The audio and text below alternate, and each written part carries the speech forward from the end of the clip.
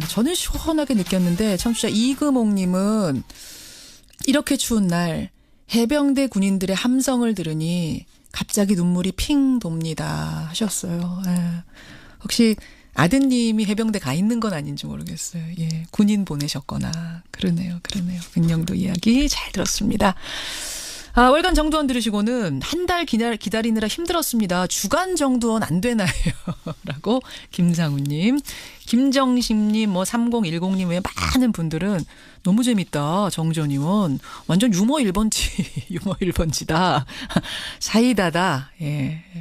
그리고 이 정두원 전 의원이 정치판을 떠났잖아요. 한 발 떨어져서 정치판을 보니까 더 날카롭게 보는 것 같다라는 이런 비평들도 많이 들어오고 있습니다. 질문들 여러분 보내주세요. 정치판에 대해 궁금한 것들. 최승호 MBC 사장과의 인터뷰 들으시고는 김영식님. 정말로 CBS도 잘 되고 공영방송들도 다 살아나서 이 시대가 좀 더 정의로운 사회로 나아갔으면 좋겠다. 이런 문자, 격려의 문자. 예, 저희도 챙겨주셨어요. 고맙습니다. 권영철 선임 기자 어서 오십시오. 안녕하십니까. 예.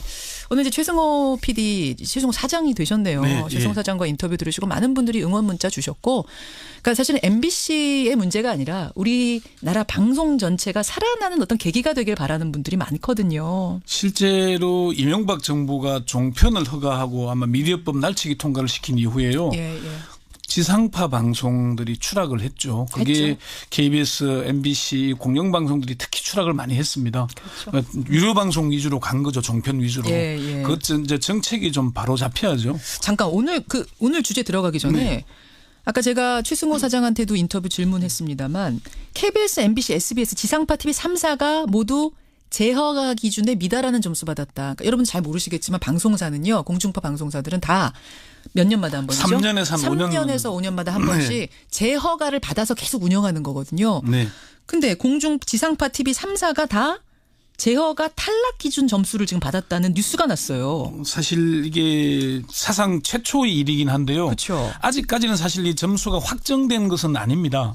이게 이제 방송통신위원회 의결을 거쳐야 되는 전체의 의결을 거쳐야 되는 건데 이게 사실은 정보가 좀 누설이 된 겁니다. 의결 전에 왜 이제 의결이 좀 더뎌졌냐면은 MBC 사장이 공석이었잖아요. 김어준의 그 청문회를 통해서 이제 마지막 마무리를 하는데 사장이 공석이다 보니까 청문회를 못한 겁니다. 이제 최승호 사장이 취임을 하게 되면은 청문회를 통해서 아마 다다음 주 정도는 의결되지 않을까 싶긴 한데 어쨌건 유례가 없는 일입니다. 유례가 없는. 근데 KBS, MBC는 파업도 있고 지금 상황이 말이 아니니까 네. 그렇다 치더라도 SBS는 왜 탈락 점수를 받았어요? SBS도 사실 뭐 이게 멘붕 상태라고 표현하죠. 이거 보도 나온 다음에 이 보도가 아니라 이제 점수는 미리 알잖아요. 대략 점수가 어느 정도 나왔다는 걸 알기 때문에 자기들은 나름대로 세월호 참사 이후에 그리고 작년부터 시작됐던 국정농단 때 SBS는 나름대로 공정방송을 하려고 노력을 많이 했고 또 최근에는 사장 임명 동의제 투표를 방송사 최초로 도입을 했잖아요. 그래요. 나름대로 제도화도 신경을 썼는데 우리가 왜 종편 채널 MBN이 얼마 전에 651점을 받았거든요.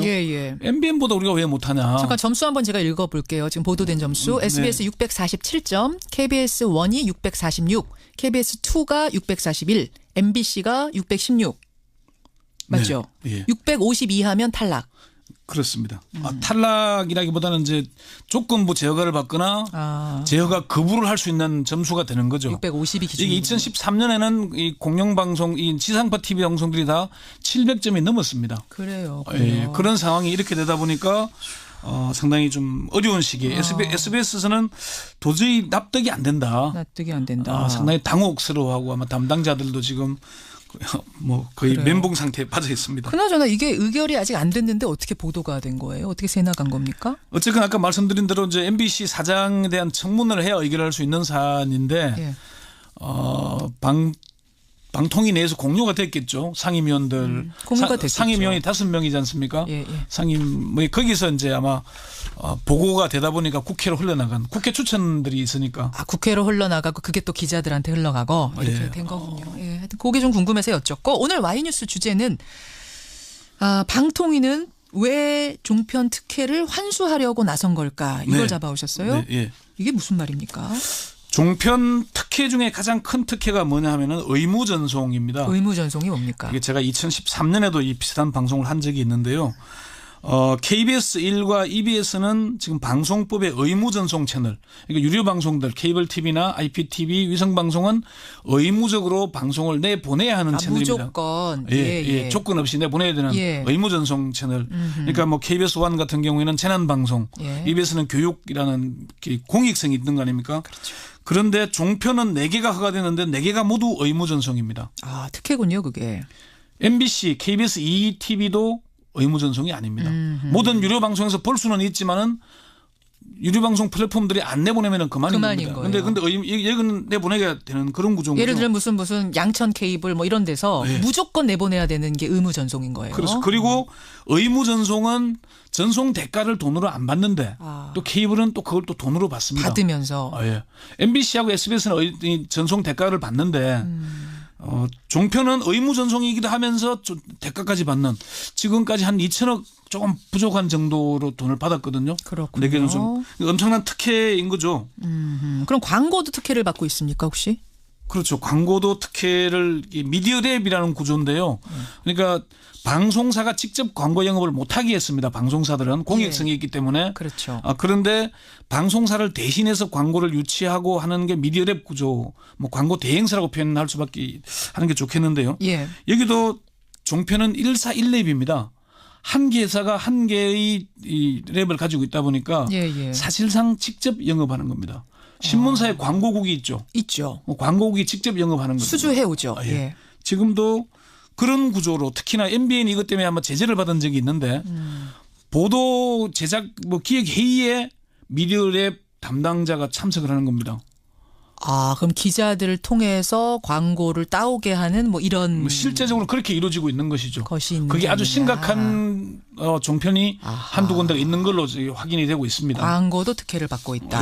이런 특혜들이 많이 있는데 그리고 여기다가 이제 광고를 받으면은 정부에 이 공익기금을 내잖아요.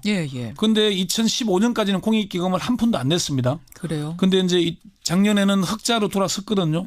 그런데 지상파 TV들에 비하면은 MBC, SBS가 4.3%를 내는데 종편은 1%, 이것도 0.5%에서 올라가지고 1% 내고 있습니다. 그렇군요.